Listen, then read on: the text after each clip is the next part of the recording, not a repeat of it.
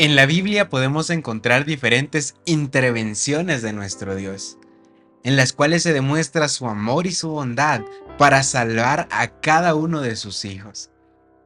Una de las intervenciones más grandes en la Biblia son los evangelios, en donde Dios se hizo hombre y donde Jesús entrega su vida en salvación de nosotros. Pero en estos evangelios cada uno tiene una distinción. Y en esta ocasión nosotros vamos a adentrarnos en el Evangelio de Juan. Un evangelio que tiene una manera tan increíble de presentar a Jesús, contando sus anécdotas y sus milagros que él llama señales. Señales de que el Mesías había llegado, de que el Cordero de Dios ahí había llegado, que iba a quitar el pecado del mundo. En este libro podemos descubrir detalles tan importantes. Detalles que como una obra de arte nosotros podemos encontrar esos pincelazos, estas maneras tan artísticas de presentar algo, pero que todo en conjunto engloba una verdad. Y el libro de Juan es uno de estos, que nos quiere presentar la verdad de Jesús sin olvidar que Jesús es el Hijo de Dios que vino a quitar el pecado del mundo. Gracias por estar con nosotros. Acompáñennos a estudiar estas tres lecciones que reciben el título de temas en el Evangelio de Juan, o bien Juan, el Evangelio amado. Bienvenidos.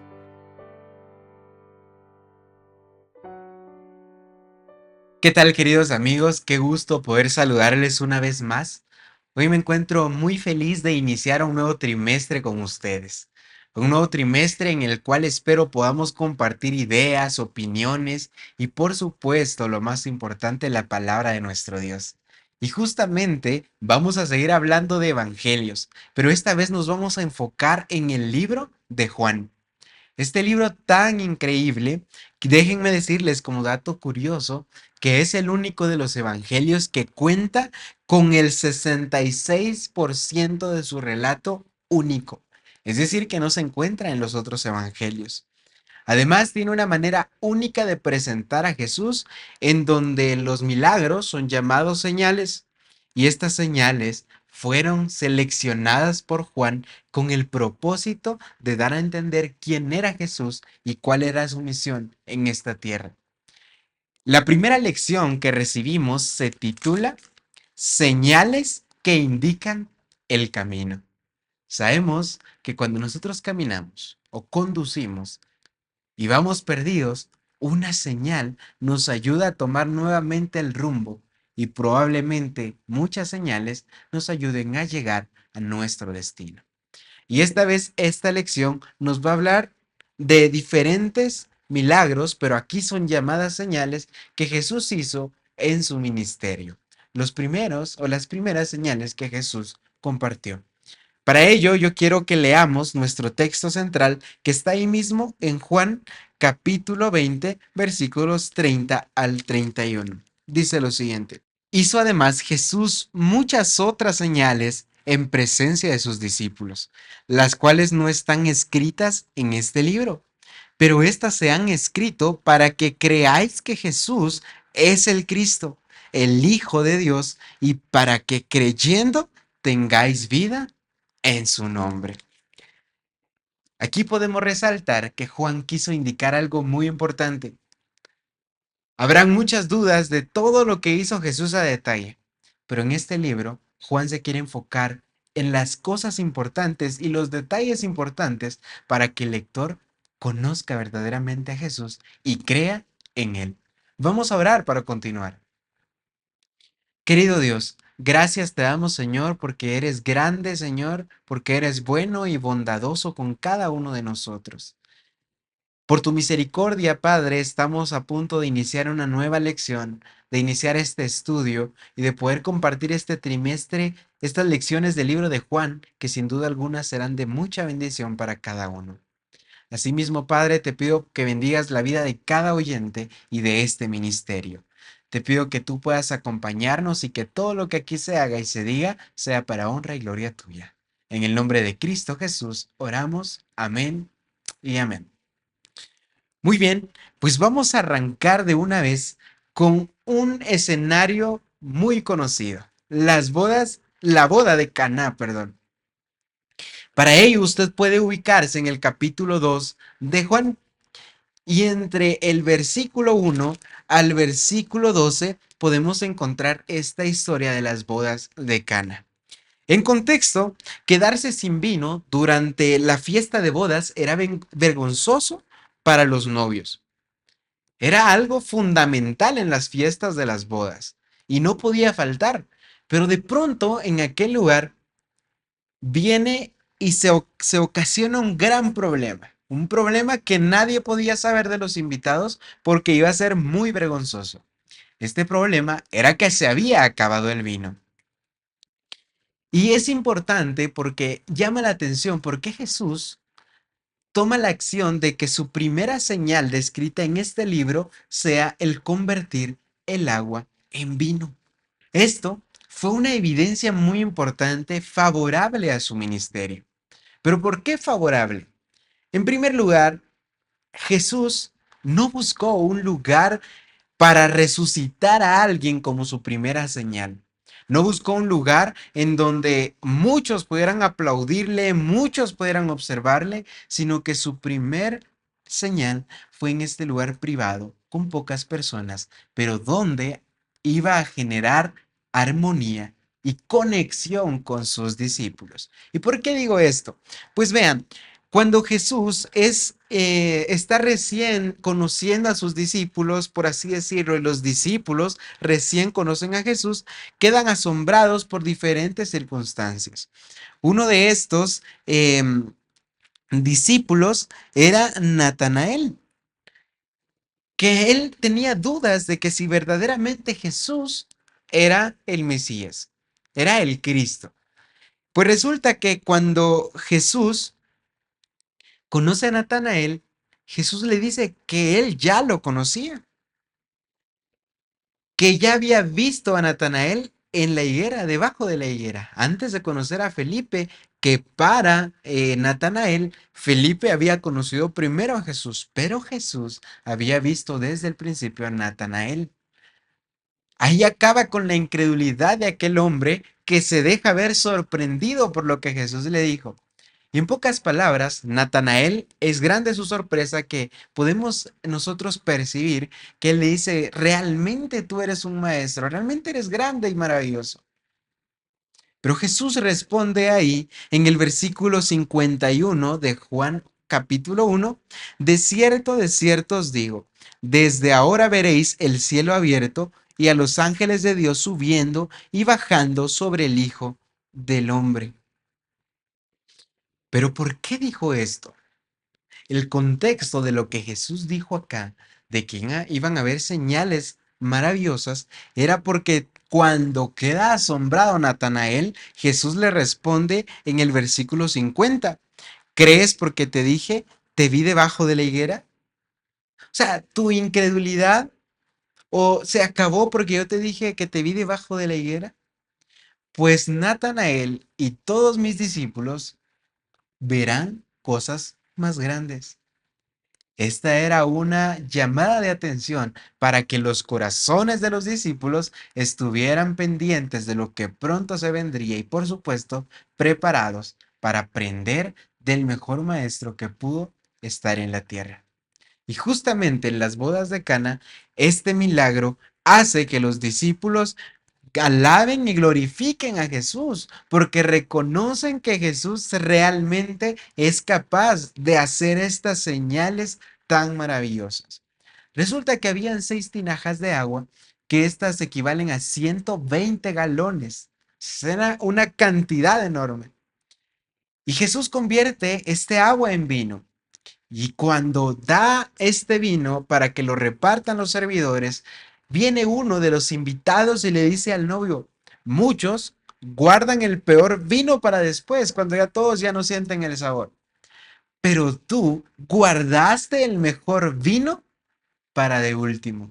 Y todos estaban muy felices y muy asombrados de lo que hizo este novio, pero sin saber que Jesús era el verdadero obrador de esta señal.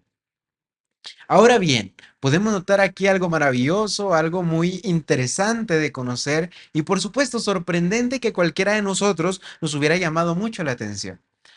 Pero ¿por qué Jesús convierte el agua en vino?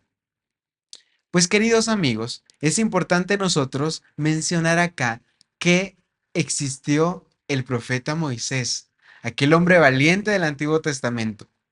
Él era un líder de los israelitas y sacó a Israel mediante muchas señales y milagros. Podemos ver que una de las primeras, la primera señal que hizo Moisés ante Egipto fue convertir el agua en sangre. Ahora, ahí hay una comparación muy interesante porque vemos que Jesús también utiliza el agua para su primera señal. Y no era cualquier agua, era el agua que se reservaba para la fiesta de la purificación de los judíos. O sea, esto quiere decir que Jesús toma en cuenta que utilizó grandes cosas, hablando del significado que tenía ese lugar, esas tinajas de agua, para convertirlas en algo aún mejor. Pero esta comparación entre Moisés y Jesús surge porque si nosotros leemos en Deuteronomio capítulo 18, versículo 15, vamos a ver lo siguiente. Un profeta como yo te levantará Jehová, tu Dios, de en medio de ti, de tus hermanos, a él oirás. Moisés había dicho al pueblo de Israel que Jehová, que Dios iba a mandar a un profeta como él, que haría estas señales maravillosas. Pero ahora vemos aquí algo más interesante. Vino Moisés, un hombre imperfecto, para servir a Dios y Dios lo utilizó para presentar estas señales y ser salvador del pueblo de Israel aparentemente. O sea, quien administra la salida del pueblo de Israel de la esclavitud de Egipto fue Moisés, obviamente con la dirección de Dios que en todo momento le indicó paso a paso qué hacer. Ahora con Jesús podemos ver nosotros que es un hombre perfecto, alguien que es el unigénito Hijo de Dios, que también viene a hacer señales milagrosas y por supuesto también viene a ser salvador de su pueblo. Entonces, aquí Juan, con este contexto, quiere dar a indicar que Jesús verdaderamente era el Mesías, ese hombre que Dios prometió que enviaría otra vez con milagros y señales para poder salvar a su pueblo. Qué maravilloso entender estas similitudes. Entonces, podemos nosotros tomar en cuenta que Jesús vino a ser un libertador, alguien que ya estaba destinado para salvar a su pueblo y que su primer milagro también tuvo que ver con agua, pero en lugar de convertirlo en sangre, lo convirtió en vino. ¿Y saben por qué en vino? Vamos a leer Isaías capítulo 25, versículo 6. Y Jehová de los ejércitos hará en este monte a todos los pueblos banquete de manjares suculentos, banquete de vinos refinados, de sustanciosos tuétanos y vinos generosos. En el contexto histórico podemos notar que el vino era una fiesta de armonía y no necesariamente podemos decir que era un vino fermentado, que tampoco podemos descartar que todo el vino mencionado no haya sido fermentado, pero podemos decir al menos que en este vino que Jesús convierte en su primera señal, fue un vino del zumo de uva mejor que pudo haber existido. Y esto lo podemos ver porque el término griego oinos significa vino o también tiene el significado como zumo de uva fresco. Entonces, podemos notar aquí que Jesús quería vivir en armonía y presentar que el reino de los cielos verdaderamente iba a ser lleno de armonía y convivencia con nuestro Dios. Pasando a la siguiente señal, vamos a hablar de la segunda señal en Galilea. Y aquí nosotros vamos a ver a partir del versículo 46 del capítulo 4 algo muy interesante. Fue pues Jesús otra vez a Caná de Galilea, donde había convertido el agua en vino. Había en Capernaum un oficial del rey cuyo hijo estaba enfermo. Cuando oyó aquel que Jesús había llegado de Judea a Galilea, fue a él y le rogó que descendiera y sanara a su hijo, que estaba a punto de morir. Entonces Jesús le dijo, si no veis señales y prodigios, no creeréis. Una respuesta muy dura de parte de Jesús. Dice que este hombre valiente, porque era un oficial del rey, o sea, era alguien muy importante dentro de este gobierno local, alguien muy fuerte que difícilmente podría rogarle a alguien. Pierde su humildad, va con Jesús y le pide que por favor sane a su hijo que está a punto de morir. Y la respuesta de Jesús es interesante porque le dice, oiga, si tú solo crees porque vas a ver, ¿cuántos de nosotros estamos de la misma manera? Solo vamos a creer si vemos algo. Recordemos que no podemos condicionar a Jesús. Estas palabras fueron de mucho impacto para aquel oficial, pero él en ese momento no pierde la humildad. Probablemente él pudo haberse enojado y a no pedir nada con la respuesta que Jesús le había dado, pero él sigue con humildad, reconociendo quién era Jesús verdaderamente.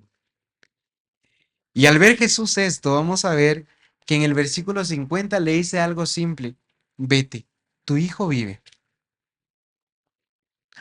Jesús no fue y buscó a su hijo. Jesús no le dijo, ¿dónde está tu hijo? ¿Qué enfermedad tiene? ¿Qué le está pasando? ¿Por qué está así? La respuesta de Jesús fue, vete, tu hijo será sano o tu hijo vive. Aquí me gusta mucho resaltar un punto importante. Jesús identifica de aquel hombre la enfermedad espiritual que vivía en su corazón. Y justo por eso hace esta respuesta de primero, para dar a conocer que habrá muchos que solo por ver señales van a creer, pero eso no es suficiente. Es necesario reconocer al obrador de los milagros, porque debo creer que aunque yo no reciba ese milagro que estoy pidiendo en el tiempo que yo estoy pidiendo, debo creer. Porque mi incredulidad se puede presentar cuando yo no veo obrar las cosas que le pido a Dios.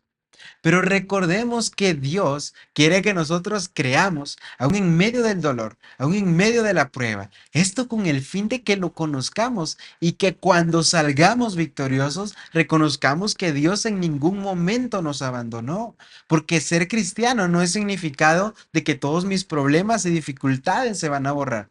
Ser cristiano, al contrario, es que ahora tengo esperanza en medio de la lucha y en medio de las pruebas. Y esta esperanza solo me la da Cristo. Y justo esa esperanza recibe aquel oficial, porque tanta fue su fe, porque él siguió siendo humilde. Y cuando Jesús le dijo esto, aún sin que Jesús fuera a su casa, aún sin que Jesús fuera a ver a su hijo, sin preguntar el contexto de la enfermedad de su hijo, aquel hombre creyó. ¿Cómo está nuestra fe actualmente? ¿Estamos creyendo en Jesús a pesar de las circunstancias? Porque si Jesús ya prometió algo, es porque Jesús lo va a cumplir. Tanta fue la fe de aquel hombre, queridos amigos, que aquí se nos narra en la Biblia que al día siguiente, cuando él ya descendía, sus siervos salieron a recibirle contentos y le dijeron, Señor, tu hijo vive, tu hijo ha sido sano. Y entonces dice que aquel hombre les preguntó a qué hora había sido que el hijo había empezado a mejorar. Y ellos le dijeron que a la hora séptima se le había pasado la fiebre el día de ayer. Entonces aquel hombre entendió las palabras que Jesús había dicho. Tu hijo vive. y supo reconocer que por su fe y por su humildad para pedirle a Dios, él reconoció cuán grande fue Jesús para obrar en su vida. Y el libro de Juan conecta aquí algo muy importante porque dice, esta segunda señal hizo Jesús cuando fue a Judea, a Galilea. ¿Esto que nos enseña? Que no siempre lo que pidamos será concedido, pero igual hay que tener fe, porque Dios sabe qué será lo mejor para nosotros y de qué manera va a responder. No es de inmediato, sino es según la voluntad de nuestro Dios. Y Juan quiere conectar lo siguiente de esta manera. Las señales que hizo Jesús les ayudarán a comprender quién es Él. Es decir, aquel hombre recibió esta señal en beneficio de la vida de su hijo, pero también en su vida espiritual. Y luego, cuando vio esto, comprendió quién verdaderamente era Jesús. Y esta fue su segunda señal de parte del Mesías que Juan estaba enseñando. Y continuando con esto, vamos a ver otra señal maravillosa. Sin antes, no olvidemos que nosotros debemos creer aun cuando no veamos, porque como le dijo Jesús a Tomás, bienaventurado aquel que no vio y aún así ha creído. ¿En qué posición estamos nosotros, queridos amigos? Ahora vamos a adelantarnos al capítulo 5, del verso 1 al 9, en donde está el paralítico de Betesda. Esto, sin duda alguna, nos enseña y nos deja un mensaje muy importante, porque podemos ver que la historia dice de que después de esto había una fiesta de los judíos y Jesús subió a Jerusalén. Oigan, en medio de una fiesta, esto es un detalle muy importante. ¿Por qué? Porque muchas veces, en medio de nuestras alegrías, en medio de nuestras comodidades, nos olvidamos que hay otros que no pueden disfrutar la vida como nosotros hemos tenido la bendición de disfrutarla. Un día nosotros podemos estar tristes y al otro podemos estar felices. Lamentablemente, cuando estamos tristes decimos, nadie se acuerda de mí. Pero cuando estamos felices, decimos, o nuestra actitud es, no me acuerdo de quién está triste. Pero nuestro deber como cristianos es servir, tal y como Juan lo quiere demostrar, que Jesús en todo momento también sirvió. Y recordemos que el Hijo del Hombre no vino a ser servido, sino vino a servir, aun cuando él merecía el servicio completo. Eso solo nos deja de ejemplo a nosotros que debemos servir en todo momento. Usted puede luchar por lo suyo, puede luchar por alcanzar grandes metas, pero nunca se olvide que amará a Dios por sobre todas las cosas y también a su prójimo. Entonces, con ese contexto, dice que en Jerusalén había cerca de la puerta de las ovejas un estanque llamado en hebreo Betesda. Dice que este estanque tenía 5 pórticos y había una creencia muy interesante, pues se creía que en aquel estanque, cuando había movimiento de agua, era porque un ángel lo había movido. Y no era un tiempo que estaba marcado, estipulado ya, sino que eran tiempos inconstantes o por así decirlo, empíricamente de vez en cuando.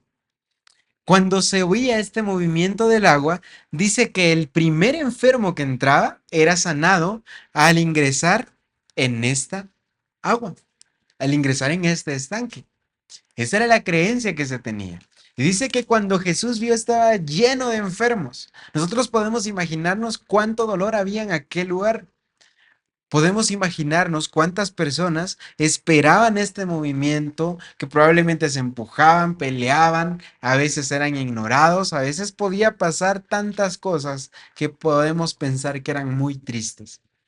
Y entonces, en ese lugar, Jesús, habiendo tantos enfermos, se fija de un paralítico. Y cuando Jesús lo ve, que él estaba acostado, inmóvil, le pregunta lo siguiente, versículo 6. ¿Quieres ser sano? Esta pregunta podría sonar ilógica, Como por qué Jesús preguntaría, ¿quieres ser sano? Si obviamente yo quiero ser sano si estoy padeciendo alguna enfermedad. Pues queridos amigos, la discapacidad o una constante en nuestra vida, lamentablemente a veces se vuelve una realidad de la cual no queremos salir. A veces estamos en sufrimiento y probablemente Dios nos manda oportunidades para salir de aquel lugar, pero por nuestra comodidad, aún en medio de nuestro sufrimiento, no tomamos estas oportunidades. Por nuestra comodidad, a veces no escuchamos la voz de Jesús. Estamos sufriendo, pero ignoramos la voz de Jesús e ignoramos lo que Jesús ha dejado en su palabra, porque tenemos miedo de salir de nuestra realidad a pasar a algo peor. Entonces, para aquel hombre, ya era una realidad lo que vivía diariamente. Y la respuesta de él no fue directa, sí, Señor, yo quiero ser sano, por favor, haz en mí lo que tú quieras hacer. Sino que la respuesta, el versículo 7 dice, Señor, no tengo quien me meta en el estanque cuando se agita el agua. Mientras yo voy, otro desciende antes que yo. Excusa. Jesús le había preguntado, ¿quieres ser sano? ¿Y qué responde el hombre? Una excusa. ¿Acaso no podía decir, sí, yo quiero ser sano? Pero Jesús, conociendo su corazón, conociendo lo que había hecho, le dice, levántate, toma tu camilla y anda. Y al instante, aquel hombre fue sanado. Queridos amigos, no sé cuántos hemos perdido la esperanza. No sé cuántos estamos agobiados por todas las cosas que nos pueden pasar a diario o cuántas dificultades tengamos. Pero Dios está dispuesto a hablarnos en medio de la dificultad, a llamarnos y a buscarnos. No es que Dios nos deje de hablar, es que nosotros lo dejamos de escuchar. ¿Cómo está su oración diaria? ¿Cómo está su comunión con Dios? Esa es una pregunta que cada uno de nosotros podemos contestarnos. Aquí en esta historia había alguien que ya no tenía esperanza. Estaba tranquilo acostado. Cuando se le hizo la pregunta, desde su comodidad pone una excusa. Pero Jesús, también aquí en esta historia vemos que en ningún momento le da alguna señal divina a este hombre. Jesús solo le dice, oye, toma tu camilla, levántate y anda. Jesús no dijo, mira, yo soy aquí el Mesías, yo puedo hacer estas señales, yo puedo hacer estos milagros, pero aún sin que Jesús diera una señal divina previo a sanarlo, aquel hombre creyó en las palabras de Jesús, porque Jesús le dijo, levántate, toma tu camilla y anda. Jesús no le dijo ni le dio un contexto amplio de quién era. Jesús solo actuó, pero este milagro no pudo haber sido recibido o no pudo haber hecho, no pudo haber sido hecho si aquel hombre no hubiera tenido fe en las palabras de Jesús. Entonces, esta es una gran lección para nosotros. Vamos a aprender a ver las oportunidades y vamos a aprender a recuperar la esperanza cuando nos percatemos de lo que Cristo está diciendo. Pero después de esta historia, vamos a ver que existían hombres de corazones duros. Y aquí está el punto en el cual yo les digo que muchos creyeron porque vieron y otros, muchos, creyeron aún sin ver. Pero los líderes religiosos, que recordemos el trimestre pasado hablábamos de ellos en el libro de Marcos, hablábamos de que estos líderes buscaron desde el principio cómo acusar a Jesús. Se enojaban por ello. Ellos habían visto el milagro que Jesús había hecho, estas señales tan maravillosas, pero sus corazones eran como de piedra. Era lógico que una vez sanado aquel hombre y viendo esta señal, todos alabaran a Jesús. Pero estos hombres, cuando vieron a aquel hombre sanado, les dicen, oye, ¿por qué tú estás caminando y tienes tu camilla? Eso está prohibido en el sábado. Pues queridos amigos, Aquellos hombres le habían perdido la esencia a lo que es guardar el verdadero día de reposo, a guardar el sábado. Habían perdido esta esencia porque se habían llenado de costumbres y tradiciones que sus antepasados habían dejado. Y estaban acusando a aquel hombre de caminar con su camilla.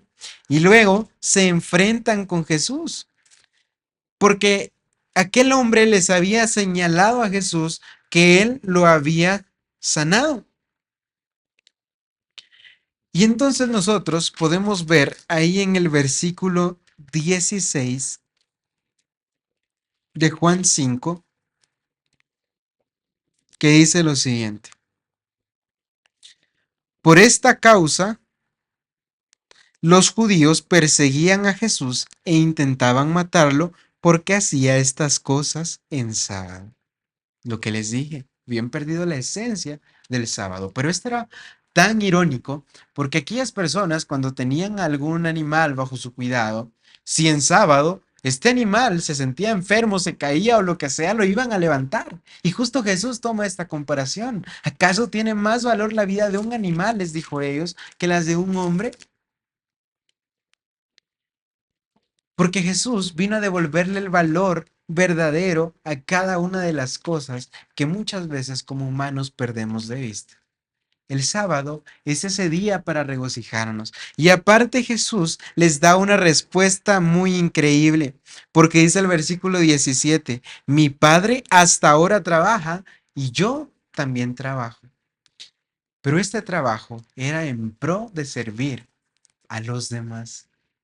Este trabajo era en adorar al Padre sirviendo al prójimo. Porque como Jesús decía más adelante, todo lo que le hagas a estos mis hermanos pequeños, a mí me lo estáis haciendo. ¿Cómo estamos tomando nosotros esa palabra en nuestra vida? Jesús vino e indicó el camino. Estos líderes religiosos jamás pudieron cambiar su corazón. Y tengamos cuidado, porque a veces por doctrinas de las cuales se nos ha dejado por costumbre y no porque nosotros hemos aprendido o porque nosotros hemos estudiado o hemos leído, podemos perder la esencia de las instituciones de Dios. Y ya para ir finalizando, podemos ver a partir del versículo 16 hasta el 18 que Jesús en este libro de Juan tiene esta excelente oportunidad para destacar quién verdaderamente era. Recuerden que el propósito de las señales, valga la redundancia, es señalar quién era este hombre, este Mesías. No unas señales como de alto o de arriba o una vía o lo que sea. Eran señales que afirmaban que Jesús verdaderamente era el Mesías. Y con estas señales no había pierde, solo era de aquellos que aceptaban a Jesús de corazón y aquellos que lo rechazaban. Hasta hoy en día existen estos conflictos. En Juan 5:19 podemos empezar a ver que Jesús tiene un diálogo muy extenso donde él indica qué estaba haciendo él en la tierra, donde él indica que él es el Hijo que se guía por la voluntad del Padre y que el Padre con amor lo envía a él para poder enseñar lo que él quería para su pueblo y para la humanidad. Y podemos ver que Jesús en este momento, del versículo 19 al versículo 29, habla de quién es él. Pero en el verso 30 nosotros podemos resumir todo esto que dijo. Obviamente yo le invito a usted a que lea este texto completo. Porque aquí Jesús dice algo muy importante. No puedo yo hacer nada por mí mismo. Según oigo, así juzgo. Y mi juicio es justo porque no busco mi voluntad, sino la voluntad del Padre que me envió. Aún además de las señales que Jesús ya había presentado, él explica qué estaba haciendo aquí y quién era él. Y con esto, solo debía tomarse una decisión. ¿Aceptó a Jesús o no lo aceptó? En primer lugar, podemos notar que Jesús tuvo testigos de todo esto. Y la potestad que él tenía, primero era porque él tenía una relación con su Padre. Esto le da incluso el poder y la potestad, valga la redundancia nuevamente, de juzgar y resucitar a los muertos si él quisiera. También los testigos corroboran sus afirmaciones, todos esos hombres que daban testimonio de Jesús. Además, podemos ver que Juan el Bautista ya había mencionado aquí el Cordero del mundo, el Cordero de Dios que quita el pecado del mundo. También las señales que hacía. También podemos ver que fue enviado por su Padre. Y todo esto estaba avalado en las Escrituras. Que aquellos hombres, líderes religiosos, no quisieran conocer a Jesús, no fue porque Jesús jamás se le presentó verdaderamente, sino porque sus intereses y sus deseos y sus costumbres impidieron reaccionar ante el verdadero Mesías. Qué lástima.